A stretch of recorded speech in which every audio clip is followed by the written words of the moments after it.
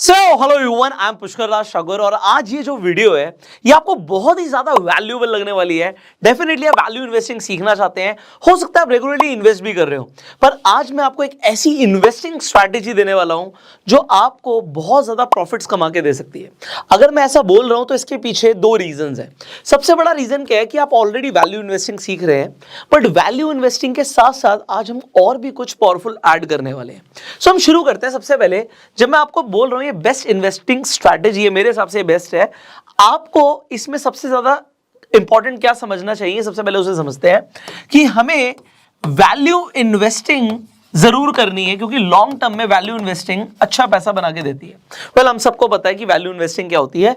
Value investing का मतलब ये होता है कि अगर हम कोई भी शेयर, किसी कंपनी का शेयर तब खरीदते हैं जब वो इंट्रिंसिक वैल्यू से कम में मिल रहा हो या फिर वो फेयर वैल्यूएशन पे मिल रहा हो, तो हम उसे एक राइट इन्वेस्टिंग समझते हैं। और अगर हम इसे लॉन्ग टर्म के लिए कैरी करते हैं तो ये हमारे लिए एक वैल्यू इन्वेस्टमेंट हो जाती है। हमने शेयर तब खरीदा जब वो अपनी वैल्यू से भी सस्ता मिल रहा था, और जब कंपनी लगातार अच्छा परफॉर्म करती चली गई तो शेयर का प्राइस काफी ज्यादा बढ़ गया। सो अगर आप किसी भी अच्छे इन्वेस्टर को पढ़ेंगे, समझेंगे, तो सब वैल्यू इन्वेस्टिंग की काफी तारीफ करते हैं। वॉरेन बफे खुद बोलते हैं कि उनकी मैक्सिमम वेल्थ वैल्यू इन्वेस्टिंग से बनी है। अगर आप वॉरेन बफे के बारे में थोड़ा पढ़ेंगे तो वॉरेन बफे ऐसा बोलते हैं कि स्टार्टिंग में अपने करियर में वो कंपनीज के शेयर खरीद लेते थे, और जब वो थोड़े बहुत बढ़ जाते थे वो प्रॉफिट में उन्हें बेच देते थे। पर फिर उन्हें समझ आया कि ये उनकी सबसे बड़ी गलती थी। क्यों? क्योंकि अगर वो उसे लॉन्ग टर्म तक कैरी करते शेयर्स को, तो उन्होंने मल्टीप्लिकेशन के अंदर रिजल्ट्स दिए थे। मतलब वो शेयर्स की वैल्यू मल्टीप्लाई हो गई, पैसा कंपाउंड हो गया। और अगर उसे बहुत कम प्रॉफिट पे स्टार्टिंग में बेचा तो अल्टीमेटली अगर वो देखें कि उन्होंने एक बहुत बड़ी अपॉर्चुनिटी को मिस कर दिया। सो आप लोगों को यह समझ आ रहा होगा कि कंपनी की अगर हम अच्छी फंडामेंटल एनालिसिस करें, उसके बाद हम राइट कंपनीज को पिक कर सकते हैं और हम वैल्यू इन्वेस्टिंग कर सकते हैं। पर आज का जो ये वीडियो है सिर्फ वैल्यू इन्वेस्टिंग पर है ही नहीं, बिकॉज हम सिर्फ वैल्यू इन्वेस्टिंग की बात नहीं करने वाले। अब आज इस वीडियो के अंदर हम डेफिनेटली, मैं एक कंपनी के बारे में आपको बताऊंगा जिसमें मैं इन्वेस्टेड हूं, और मुझे लगा कि आपको भी जो मेरी इन्वेस्टिंग स्ट्रैटेजी है वो आपके साथ शेयर करनी चाहिए। तो सबसे पहले अगर आप आज इन्वेस्टमेंट करने का सोच रहे हो तो मेरा एक सबसे पहला सवाल होता है कि आप इन्वेस्टेड हो या आप इन्वेस्टमेंट करने का सोच रहे हो, तो आप इन्वेस्टमेंट क्यों करना चाहते हो इक्विटी मार्केट के अंदर? आपके पास बहुत सारी अपॉर्चुनिटीज हैं। आप गोल्ड में इन्वेस्ट कर सकते हो, आप सिल्वर में इन्वेस्ट कर सकते हो, मतलब आप कमोडिटीज में इन्वेस्ट कर सकते हो, आप रियल एस्टेट में इन्वेस्ट कर सकते हो, अपना एफडी में पैसा रख सकते हो। So why share market? Because आज आपने जो स्टडी किया है वो ये देखा होगा कि इक्विटी मार्केट ने सबसे ज्यादा रिटर्न्स दिए। तो आप क्या सिर्फ रिटर्न्स देखकर इक्विटी मार्केट में इन्वेस्टमेंट करना चाह रहे हो? सी, मैं आपको एक चीज बताऊंगा, आपको कहीं पर भी पैसा लगाने से पहले अपनी रिसर्च को बहुत अच्छा रखना चाहिए। अब अगर आपने थोड़ी बहुत रिसर्च करी है, बहुत अच्छी बात है, नहीं करी तो मैं आपको एक बेसिक एग्जांपल दूंगा।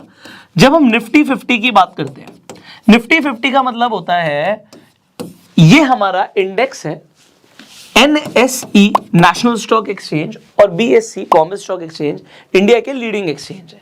सो NSE के ऊपर जो टॉप 50 कंपनियां हैं उनसे मिलकर एक इंडेक्स बनता है जिसे निफ्टी 50 कहते हैं। अगर आप डायरेक्टली इंडेक्स को खरीद लेते हो, इंडेक्स को आप कैसे खरीद सकते हो? इंडेक्स को आप खरीद सकते हो या तो ETF के थ्रू या फिर म्यूचुअल फंड के थ्रू। तो आप या तो इंडेक्स में इन्वेस्ट करना चाहते हो तो आप इंडेक्स म्यूचुअल फंड ले लेते हो। इसे पैसिव इन्वेस्टिंग भी कहते हैं। पैसिव इन्वेस्टिंग क्यों? क्योंकि आपने पैसिव म्यूचुअल फंड में पैसा लगाया। क्योंकि म्यूचुअल फंड दो तरीके के होते हैं, एक होता है एक्टिव मैनेज म्यूचुअल फंड्स और एक होता है पैसिवली मैनेज म्यूचुअल फंड्स। सो एक्टिवली मैनेजमेंट का मतलब क्या हुआ कि उसको कोई फंड मैनेजर देखता है कि आपका पैसा कहां लगना चाहिए, तो वहां पर फंड मैनेजर की रिक्वायरमेंट होती है। एक मैनेजर होता है जो पढ़ा लिखा होता है, समझदार होता है, जिसे एक्सपीरियंस होता है इंडस्ट्री का, और वो आपका पैसा अलग अलग कंपनीज में लगाता है। तो ज्यादातर आपको जो म्यूचुअल फंड्स दिखते हैं वो एक्टिवली मैनेज म्यूचुअल फंड्स होते हैं। और पैसिवली मैनेज म्यूचुअल फंड्स कौन से होते हैं? जिसमें जरूरत नहीं है फंड मैनेजर्स की स्पेसिफिकली ये देखने के लिए कि कब स्टॉक खरीदना है, कब बेचना है। सिंपली निफ्टी 50 के प्रोपोर्शनेट में आपका पैसा लग जाएगा। अब इसमें डेफिनेटली फीस भी कम होती है, तो लॉन्ग टर्म में आपको फायदा होता है। मैं हर बिगिनर इन्वेस्टर को सबसे पहले बोलता हूं कि अगर आपको इन्वेस्टमेंट शुरू करनी है तो आप डायरेक्टली निफ्टी 50 में कीजिए। अगर आपको इक्विटी आपने चूज किया तो आप निफ्टी 50 में डायरेक्टली इन्वेस्टमेंट कीजिए, क्योंकि आपकी इन्वेस्टमेंट डाइवर्सिफाई हो जाएगी और एक बार में अगर आपने 1,000 रुपए भी डाला तो वो इंडिया की टॉप 50 कंपनियों में लग जाएगा। तो आपकी डाइवर्सिफिकेशन भी हो रही है, उसका भी बेनिफिट मिल रहा है और इंडिया की टॉप कंपनीज में पैसा लग रहा है। पर जब आप लोग स्टॉक्स में इन्वेस्टमेंट की बात करते हैं तो मेरा एक सवाल आता है, क्यों करनी है आपको स्टॉक में इन्वेस्टमेंट? आपने सिंपली निफ्टी 50 में पैसा डाला, इंडिया की टॉप 50 कंपनियों में पैसा लग गया, डाइवर्सिफिकेशन भी हो गई। और अगर आप ओवर द इयर्स देखोगे तो निफ्टी 50 की जो रिटर्न्स हैं वो आपको दिखता है यार 15% से ऊपर की रिटर्न्स आ रही है निफ्टी 50 की, मतलब इंडेक्स की रिटर्न्स 15% के आसपास की है। तो आपको स्टॉक्स में पैसा क्यों लगाना है? आपको स्टॉक्स में पैसा तब लगाना चाहिए जब आप ऐसी कंपनीज पिक कर पाए जो इंडेक्स को बीट कर दें, मतलब जो इंडेक्स को, बेंचमार्क को बीट करें। तो आप बोलेंगे कि आपने स्टॉक्स में इन्वेस्टमेंट किया और आपकी इन्वेस्टमेंट ने इंडेक्स को बीट कर दिया, मतलब 15% की एनुअल रिटर्न जो निफ्टी दे रहा है उससे ज्यादा की आप खुद से इन्वेस्टमेंट करके लेकर आने वाले हो। तो फिर तो आपको कुछ ऐसा पता होना चाहिए जो इंडिया की टॉप 50 कंपनियां मिलकर रिटर्न्स नहीं दे पा रही, उससे ज्यादा रिटर्न्स आप लेकर आ रहे हो। So you should have a little edge. अब वो लिटिल एज अगर आपको चाहिए तो आप इस वीडियो को आगे देखिए, वरना यहाँ पर आपको आगे वीडियो देखने की जरूरत नहीं है। सिंपली मैंने बोला if you are a beginner investor go and buy index funds, खत्म बात हो गई। इंडिया की टॉप 50 कंपनियों में पैसे लग गया। सो अब यहां से अगर आप सेकंड कैटेगरी में आना चाहते हो तो कैटेगरी ये है यार, हमें रिटर्न्स और ज्यादा लेकर आने, आपको रिटर्न्स और ज्यादा चाहिए, आप इंडेक्स को बीट करना चाहते हो, फिर आप स्टॉक इन्वेस्टिंग में आते हो। देखो बिफोर आई प्रोसीड मैं आपको बताता हूं स्टॉक इन्वेस्टिंग में लोग सबसे बड़ी गलती क्या करते हैं। जब लोग स्टॉक्स में इन्वेस्टमेंट के बारे में सोचते हैं वो सबसे बड़ी गलती ये करते हैं कि वो ओवर डाइवर्सिफाई हो जाते हैं, मतलब बहुत सारी कंपनीज में पैसा लगा देते हैं। अब आपके पास पैसा लिमिटेड है, मान लीजिए किसी के पास 10,000 है, किसी के पास 1 लाख है, किसी के पास 10 लाख है, किसी के पास 1 करोड़ होगा, किसी के पास 10 करोड़ होगा, किसी के पास 100 करोड़ होगा, बट सबके पास लिमिटेड है, किसी के पास अनलिमिटेड पैसा नहीं है, मानी के पास भी अनलिमिटेड नहीं है। सो कहने का मतलब यह है कि स्टॉक्स में अगर आप पैसा लगा रहे हो, मैं आपको एक चीज बता रहा हूं, आपका इंडेक्स शायद जीरो नहीं हो सकता। ये भी मैं शायद बोल रहा हूं, इसका रीजन क्या है कि अगर मार्केट क्रैश आ गया, किसी दिन क्रैश आ गया, तो आप देखोगे जी 30%, 40%, 50% मार्केट टूट गई, बट कभी आपने सुना है कि मार्केट जीरो हो गई? आज आप देखते हो निफ्टी आपको 18,000 का दिखता है, तो 18,000 से मैं मान सकता हूं एक बार को वो 15,000 आ जाए, 12,000 आ जाए, 10,000 आ जाए, 9,000 आ जाए, बट क्या ऐसा हो सकता है कि 18,000 का जीरो हो जाए? हो सकता है आपको लगे कि शायद नहीं होगा, पर अगर आप स्टॉक इन्वेस्टिंग करते हो, आप अपना देखो, higher the returns higher the risk, जितना ज्यादा आप रिटर्न लेके आना चाहोगे उतना ज्यादा रिस्क भी होगा। सो स्टॉक्स जीरो हो सकते हैं, they can go zero. Zero in the sense किसी ने कोई 100 रुपए का स्टॉक खरीदा और अगर वो 2 रुपए का रह गया तो वो ऑलमोस्ट जीरो हो गया आपका पैसा। अब आपको लग रहा होगा ऐसे थोड़ी होता है, 100 रुपए की चीज 2 रुपए की थोड़ी होती है। मैं आपको क्या बोलूं, अनलिमिटेड एग्जांपल्स हैं आपके पास, बहुत सारे एग्जांपल्स हैं। अभी अगर आप रीसेंट एग्जांपल देखें तो आप येस बैंक का एग्जांपल ले लीजिए या वोडाफोन का एग्जांपल ले लीजिए। तो अगर आपकी स्टॉक पिकिंग गलत हो जाती है तो पैसा जीरो हो सकता है।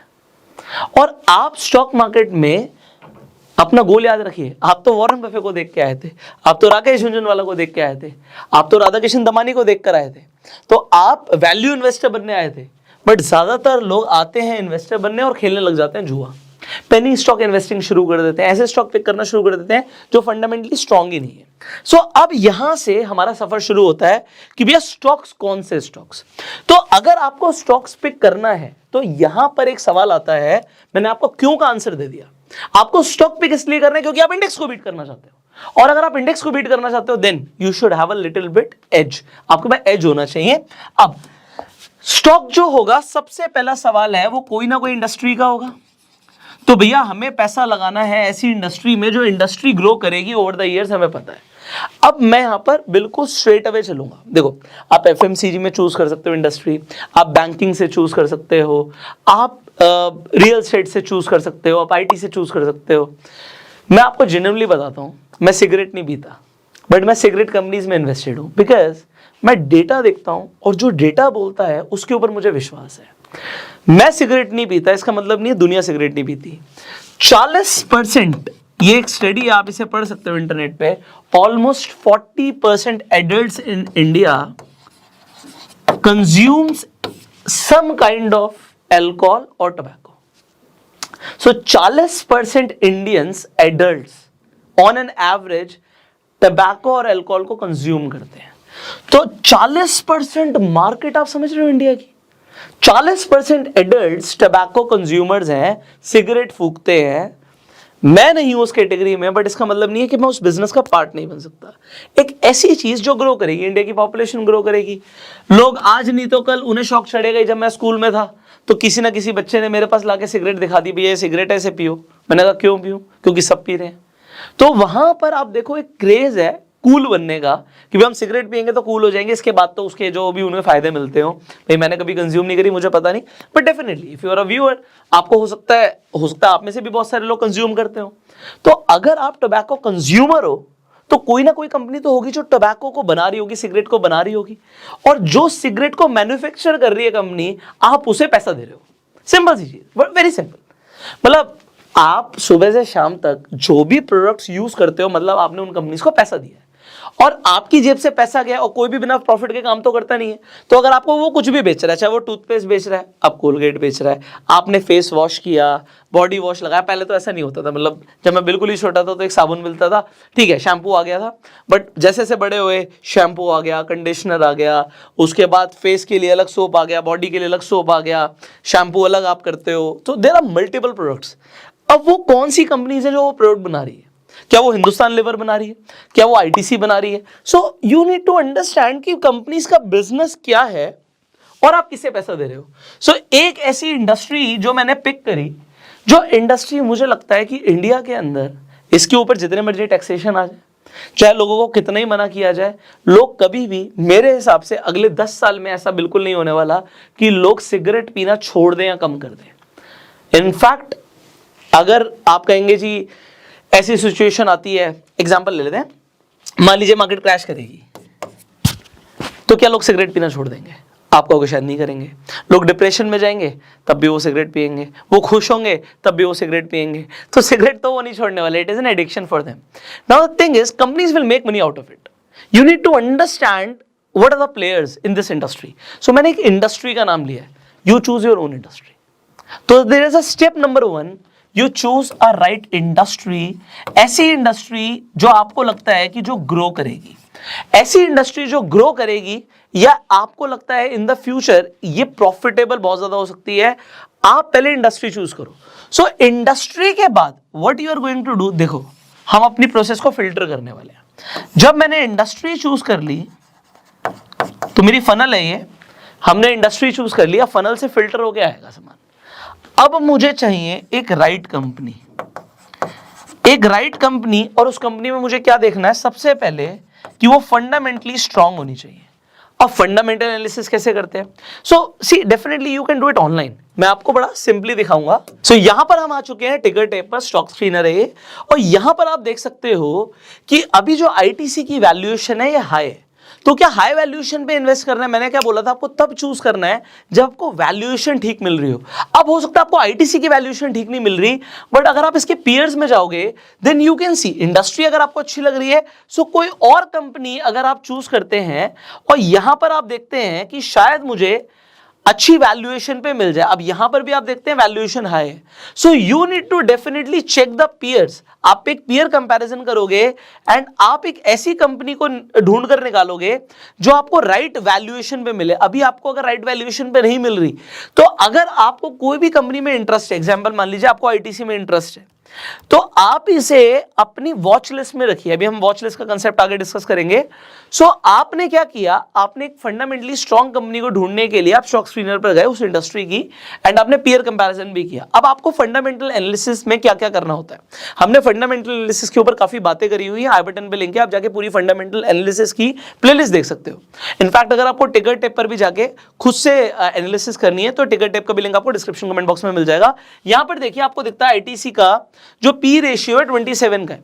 अब हमें बेसिकली क्या चाहिए होता है, एक बेसिक चीज है कि अगर हमें कोई भी कंपनी, जब आपको वो कंपनी उस इंडस्ट्री की लीडिंग कंपनी दिखती है और उसका पी 20 के नीचे दिखता है, तो हम कहते हैं कि इसकी वैल्यूएशन फेयर है, और अगर उससे भी कम पे मिल जाए तो बहुत ही बढ़िया है। मैं आपको बताऊंगा कि जब इसका प्राइस 200 के आसपास का था, तभी एक राइट वैल्यूएशन पे यहां पर दिख रहा था, और राइट वैल्यूएशन पे उस टाइम पे उसे चूज करके मैंने मैं ये नहीं बोल रहा कि उसी टाइम पे पैसा लगा दिया, पैसा कब लगाया मैं आपको बताऊंगा, बट उसे हमने अपनी वॉच लिस्ट में रखा। उसके बाद देखो पी रेशियो, पीबी रेशियो आपको दिखता है, पी का मतलब होता है price to earning ratio, PB का मतलब होता है प्राइस टू बुक वैल्यू। आपको डेफिनेटली पेयर कंपैरिजन करना है। आप देखते हो भाई ये इस इंडस्ट्री की लीडिंग कंपनी, आप फाइनेंशियल्स देखते हो, आप ईयर ऑन ईयर रिवेन्यू देखते हो, आप देखते हो कि भैया लाइबिलिटीज कम हो रही है, एसेट्स बढ़ रहे हैं, रेवेन्यू बढ़ रहा है। सो ये सब तरीका है आपको फंडामेंटल एनालिसिस करने का। बट आप आज इस वीडियो पे फंडामेंटल एनालिसिस के लिए नहीं आए हो, आप किस चीज के लिए आए हो कि आपको वो चीज पता लग जाए कि ठीक है हमने फंडामेंटल एनालिसिस करके राइट कंपनी चूज करी, पर उसके बाद भी हमें ज्यादा रिटर्न्स कैसे मिलेंगे। आपका रीजन क्या है? इंडेक्स को बीट करना। सो अब हम उसे समझते हैं आगे। So definitely I am not taking much time on fundamental analysis, because ये आप ऑलरेडी काफी अच्छे से सीख चुके होगे एज ऑफ नाउ। नहीं सीखा होगा तो आने वाली वीडियोज में हम इसके ऊपर और भी ज्यादा डिस्कशन कर सकते हैं। इफ यू विल डिमांड, अगर आप कॉमेंट्स में लिखकर बताएंगे कि आपको फंडामेंटल एनालिसिस भी स्टेप बाय स्टेप सीखनी है। ऑलराइट, आगे बढ़ते हैं। सो हम ये बात कर रहे हैं कि आपने फंडामेंटली स्ट्रॉन्ग कंपनी भी चूज कर ली। आपने देखा यार एक कंपनी है जो फंडामेंटली स्ट्रॉन्ग है, रेवेन्यू बहुत अच्छा है, ईयर ऑन ईयर बेसिस बढ़ रहा है, आपने देखा लाइबिलिटीज कम हो रही हैं, एसेट्स बढ़ रहे हैं, कंपनी का कैश फ्लो बढ़ रहा है, आपने सारी चीजें देखी, बहुत अच्छी लग रही है आपको, और कंपनी लीडिंग इंडस्ट्री के अंदर है, जो इंडस्ट्री ग्रो कर रही है, और कंपनी भी बहुत अच्छा परफॉर्म कर रही है। ठीक है, तो यही सब होता है जो हम फंडामेंटल एनालिसिस के अंदर मेनली देखते हैं। इसके बाद क्या जाएं और इसका शेयर खरीद लें अभी के अभी? अब मैं आपको बताऊंगा आपको क्या करना चाहिए। पहली बात तो स्टार्टिंग से आते हैं, यहां से अब ये वीडियो शुरू होती है जो आप जिस चीज के लिए इस वीडियो पे आए थे। हमने वैल्यू इन्वेस्टिंग की बात करी। वैल्यू इन्वेस्टिंग तब है जब आप कंपनी को इंट्रिंसिक वैल्यू से कम पे खरीद रहे हो या फेयर वैल्यूएशन पे खरीद रहे हो। ओके, इसके बाद हमने बात करी थी अगर आप एक बिगनर हैं तो आप डायरेक्टली इंडेक्स में इन्वेस्ट कर सकते हैं। अगर आपको इंडेक्स की रिटर्न्स को बीट करना है तो आपको स्टॉक चूज करने चाहिए। ठीक है, तो अब स्टॉक चूज करने की बात आ गई। इसकी रिटर्न को बीट करने के लिए मैं आपको जो अब बताने वाला हूं वो सबसे इंपॉर्टेंट है। तो स्टॉक चूज करने के लिए फिर हमने बात करी थी कि हमारी फनल में सबसे पहले है इंडस्ट्री और फिर है राइट कंपनी जिसकी जो फंडामेंटली स्ट्रांग हो। अब आपको क्या करना है, अभी जाती पैसा नहीं लगाना, अब आपको वॉच लिस्ट बनानी है। आपके पास जो भी डीमेट अकाउंट होगा उसमें आपको वॉच लिस्ट दिखेगी। मैं आपको भी ये दिखाने पे वाला हूं। आपने उस स्टॉक को वॉच लिस्ट में ऐड करना है। मैंने ये नहीं बोला उसमें जाके पैसा लगा दो। और आपको क्या करना है, थोड़ा सा वेट करना है, किस चीज का वो अभी हम डिस्कस करेंगे। अब इसके बाद क्या होगा, आपको सिर्फ और सिर्फ फंडामेंटल्स के बेसिस पर जाके पैसा नहीं लगाना, आपको एक स्मार्ट इन्वेस्टर बनना है। आपको थोड़ी सी टेक्निकल एनालिसिस भी करनी है, बहुत थोड़ी सी, और वो बहुत थोड़ी सी टेक्निकल एनालिसिस जस्ट मैं अभी आपको देने वाला हूं। मैं आपको एक चीज बताना चाहूंगा, अगर आप आज की रेट में भी 10 स्टॉक से ज्यादा में इन्वेस्टेड हो तो आप ओवर डाइवर्सिफाइड हो। आपने इंडेक्स को बीट करना, अगर आप 10 से ज्यादा स्टॉक्स में करना चाहते हो इन्वेस्टमेंट तो भैया फिर आप सेंसेक्स में कर लो, 30 स्टॉक्स आ जाएंगे वहां पे बीएससी के टॉप। आप 30, 40, 50 स्टॉक्स में अगर इन्वेस्टेड हो तो उससे बढ़िया निफ्टी है भैया। आप चेक कर लो निफ्टी की रिटर्न ज्यादा आ रही है या आपके पोर्टफोलियो की रिटर्न ज्यादा आ रही है। You just check it and you will be shocked, क्योंकि निफ्टी बीट कर रहा होगा आपकी खुद की स्टॉक पिकिंग को भी। आपको अगर निफ्टी को बीट करना है तो आप फोकस्ड रहो 10 स्टॉक्स के ऊपर। और मैंने क्या बोला, अभी जाती पैसा मत लगाना। सो 10 स्टॉक्स से ऊपर अभी आपको जाने की जरूरत नहीं है। डेफिनेटली आप अपना कुछ पैसा हर महीने म्यूचुअल फंड में इन्वेस्टेड रख सकते हो, बिकॉज वो रेगुलरली रिटर्न्स प्रोड्यूस करेगा। बट अब बात करते हैं स्टॉक पिकिंग की। हम यहां पर थोड़ी सी टेक्निकल एनालिसिस यूज करने वाले हैं। लेट्स सी दैट कि हम क्या करने वाले हैं। ठीक है, सो यहां पर हम आ गए हैं अपस्टॉक्स के ऊपर। अब अपस्टॉक्स के ऊपर आपके पास जो भी डीमेट अकाउंट है आप बेसिकली चार्ट देख सकते हो। अब यहां पर मैंने आईटीसी का मंथली चार्ट खोला हुआ है। अच्छा, यहां पर आपको एक वॉच लिस्ट बनाने का भी ऑप्शन आता है, तो आप definitely you can create your own watch list, तो आप अपनी एक वॉच लिस्ट बना सकते हो। सो यहां पर जब हम आईटीसी की बात कर रहे हैं, आप अपनी भी बना सकते हो, इसमें जो भी स्टॉक आपको ऐड करना आप ऐड कर सकते हो। सो अगर हमने आईटीसी को चूज किया, मैंने आईटीसी को चूज किया, तो आईटीसी को चूज करने के बाद मैंने टेक्निकली क्या देखा मैं आपको ये बताता हूं जो आपको भी देखना चाहिए। मेरी वॉच लिस्ट में ऐड हो गया ये, क्या मैं इसमें जाके पैसा लगा दूंगा? अब मैं पैसा कब लगाऊंगा डिपेंड ये करता है कि आप कितने टाइम के लिए इन्वेस्टेड रहना चाहते हो। If it is life long, आप सोचते हो जी देखो जो इन्वेस्टर भी होता है ना वो भी एक ट्रेडर होता है, जिसे मैं बोलता हूँ लॉन्ग टर्म ट्रेडर है। आज नहीं तो 10 साल बाद, 5 साल बाद हमें प्रॉफिट चाहिए होता है, हम सबको प्रॉफिट चाहिए। तो अब यहां पर आपको थोड़ा सा स्मार्ट इन्वेस्टर बनना है। What you need to do, अगर आपने एक राइट कंपनी चूज करी है, सो जब तक ये मुझे डाउन ट्रेंड में दिख रही थी, मैं इसमें इन्वेस्टेड नहीं था। आप मेरी बात को समझिएगा, मैंने एक राइट कंपनी चूज करी, मंथली चार्ट के ऊपर मुझे क्या दिख रहा है, कंपनी लगातार डाउन ट्रेंड में चल रही है।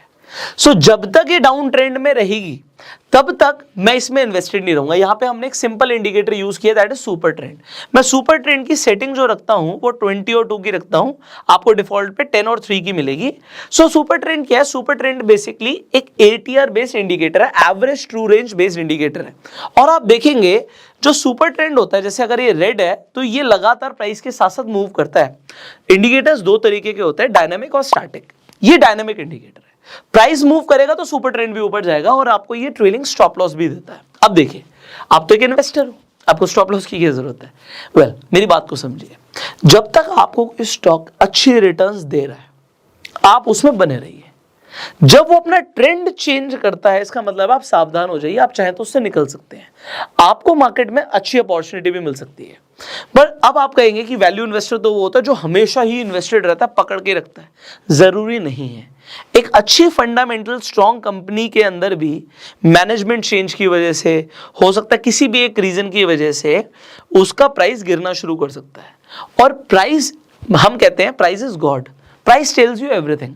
अगर स्टॉक का प्राइस भाग रहा है तो सब कुछ कंपनी में अच्छा चल रहा है, और अगर उसका प्राइस गिरना शुरू करता है तो ये पहला इंडिकेशन होता है कि आप चाहें तो बाहर निकल सकते हैं।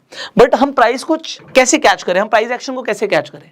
सो सबसे ज्यादा पैसा बनता है ट्रेंड के साथ। ये ट्रेंड हो सकता है अब शुरू हुआ और अगले 5 साल तक ना रुके, ऐसा हो सकता है। और आप क्या देखो, यहां से प्राइस गिरना शुरू कर जाए, और आपने एक फंडामेंटली स्ट्रॉन्ग कंपनी निकाली थी जिसका ईयर ऑन ईयर बेसिस के अंदर रेवेन्यू बढ़ रहा था, सारी चीजें अच्छी चल रही थी, बट फंडामेंटली स्ट्रॉन्ग होने के बाद भी उसका स्टॉक प्राइस गिर जाए, तो अभी आपने पैसा डाला, आपने 1 लाख रुपए डाला, बट अगर वो मान लो 30% का करेक्शन आ गया स्टॉक में, मैंने आपको बताया इंडेक्स जीरो नहीं हो सकता, स्टॉक का प्राइस कम हो सकता है और इनफैक्ट खत्म भी हो सकता है। आप आईटीसी तो आप बोलोगे बहुत बड़ी कंपनी है, बट आपने ऐसी कंपनीज भी निकाली जो मिड कैप की हैं, स्मॉल कैप की हैं, तो आप देखोगे कि आपको सिग्निफिकेंट करेक्शन दिख सकता है और उसी तरीके से आपको प्रॉफिट दिख सकता है। तो higher the risk, higher the reward. अब यहां पर पॉइंट क्या है, हमने कब इन्वेस्ट किया? हमने इसे वॉच लिस्ट में डाल रखा था। हमने देखा यार बहुत टाइम से कंसोलिडेशन चल रहा है, प्राइस मूव नहीं कर रहा, 200 से लेकर 220 की रेंज में अटका हुआ है। पर एक दिन आपको यहां पर दिखेगा भैया मंथली चार्ट के ऊपर अप ट्रेंड बना है। अब जब अप ट्रेंड बना है, आप इस स्टॉक को कंसीडर करते हो इन्वेस्टिंग के लिए, और आप कब तक बाहर नहीं निकलते जब तक ये अप ट्रेंड टूटता नहीं है। तो आपने एक फंडामेंटली स्ट्रॉन्ग कंपनी को चूज किया और उसमें पैसा तब लगाया जब वो अपने अप ट्रेंड में गया, और उसके बाद आपने देखा यार स्टॉक तो रुक ही नहीं रहा। और मैं आपको एक बात बता रहा हूं, जब तक इसका आपको दिखेगा कि ट्रेंड चेंज नहीं हो रहा, तब तक आपको भागता हुआ दिखेगा, क्योंकि ये ATR बेस्ड इंडिकेटर है। प्राइस गिरना शुरू होगा तो यहां से डाउन ट्रेंड दे देगा, हो सकता है डाउन के बाद दोबारा अप ट्रेंड दे दे, तो आप दोबारा तब एंट्री कर सकते हो एक अच्छी कंपनी में जब वो अप ट्रेंड में चल रहा है। So we will only stay in the company till the time they are following a up trend. आप ट्रेंड के साथ पैसा बना रहे हो, जब वो डाउन ट्रेंड में आ रहा है अपना पैसा आप निकाल लो, किसी और कंपनी में पार्क कर सकते हो। इंडेक्स की रिटर्न आपको कभी कभी दिखेगी कि जो इंडेक्स है वो टूट रहा है, बट आपको दिखेगा कुछ स्टॉक्स ऐसे हैं वो फिर भी भाग रहे हैं। मतलब पूरी मार्केट में करेक्शन है, बट फिर इंडस्ट्री में और एक स्पेसिफिक स्टॉक के अंदर आपको एक अप ट्रेंड कंटिन्यू दिख रहा है। इसका मतलब है कि वो स्टॉक अभी तेजी में है। सो तेजी में आप भागते हुए घोड़ों को चने खिलाओ। ये मेरा डायलॉग है, मैं बोलता हूं अगर आप भागते हुए घोड़ों को चने खिलाओगे ना, आपका ज्यादा पैसा बनेगा। आपने घोड़ा चूज किया, दिखने में तो बहुत आपको स्ट्रांग लग रहा था, बट जब वो रेस में गया उसने भागने नहीं शुरू किया, तो फिर भैया आपका पहला रीजन क्या था? आप रिटर्न ज्यादा कैसे लेके आओगे? आपने स्टॉक इन्वेस्टिंग करनी क्यों थी? आपको स्टॉक इन्वेस्टिंग करनी थी कि भाई मैं इंडेक्स को बीट करूं। आपका रीजन क्या था? रीजन था इंडेक्स को बीट करना। अगर आपका रीजन ही नहीं है बस मैं तो लॉन्ग टर्म के लिए इन्वेस्टेड रहना चाहता हूं, इंडेक्स फंड में इन्वेस्ट करो, सो जाओ, आपको कुछ करने की जरूरत नहीं है, आपको सच में कुछ करने की जरूरत नहीं है। बट अगर आप स्टॉक्स में इन्वेस्टमेंट करना चाहते हो तो ध्यान भी देना पड़ेगा, थोड़ी सी स्टडी भी लगेगी। और वो स्टडी, 2 स्टडीज हैं जो मैंने आपको बोला, एक बेसिक फंडामेंटल आप स्ट्रॉन्ग कंपनीज को चूज कर पाओ, और दूसरी चीज आपकी टेक्निकल एनालिसिस बेसिक होनी चाहिए। तो मैंने आपको सिंपल एक बेसिक इंडिकेटर दिया। अब यहां पर अगर हम चाहें तो इसे कॉम्प्लेक्स कर सकते हैं, और भी चीजें ऐड कर सकते हैं, और अगर आप प्राइस एक्शन के साथ, मैं आपको ये बता रहा हूं, प्राइस एक्शन के साथ फंडामेंटल एनालिसिस करने के बाद इन्वेस्ट करोगे, आप ज्यादा पैसा बनाओगे और आप तभी रिटर्न ज्यादा ले पाओगे। सो मैं आपको यहाँ पे एक और इंडिकेटर दे रहा हूं, that is pivot points. Pivot points क्या होते हैं? सिंपली आपने सपोर्ट रेजिस्टेंस सुना होगा। सो अगर आपको दिखता है जो स्टॉक अपने पिवट को तोड़ते हुए R1 को तोड़ता है, तो नेक्स्ट टारगेट होता है R2 तक जाएगा, R2 के बाद R3 जाएगा। आपको इसे कैलकुलेट करने की जरूरत नहीं है, जैसे आप पिवट पॉइंट्स को यूज करते हो ऑटोमेटिकली प्लॉट हो जाते हैं सपोर्ट रेजिस्टेंस, और ये आपको दिखाते हैं। आपको डरने की कब जरूरत होती है? ट्रेंड बाद में चेंज होगा। अगर वो R3 को तोड़ के नीचे जा रहा है, सो यहां से आपको दिख सकता है कि हो सकता है प्राइस और भी नीचे जाए। तो आप बेसिक टेक्निकल एनालिसिस के साथ फंडामेंटल एनालिसिस करके आप अच्छे स्टॉक्स पिक कर सकते हो और अच्छी रिटर्न्स प्रोड्यूस कर सकते हो। सी, आज की वीडियो के लिए आई होप इतनी आपके लिए इंफॉर्मेशन काफी है, और मुझे ऐसा लगता है कि इस वीडियो से शायद आपको कुछ वैल्यू भी मिला हो। अगर आपको इस वीडियो से वैल्यू मिला तो कमेंट करके जरूर बताइएगा, और इस वीडियो को शेयर भी कीजिएगा। फाइनली अपना प्यार देने के लिए आप इस वीडियो को लाइक कर सकते हैं। I will see you in the next video, and for sure इसी तरीके की वीडियोस आपको लगातार मिलती रहेंगी। So I will see you in the next video. Till that time, you go self made and Jai Hind.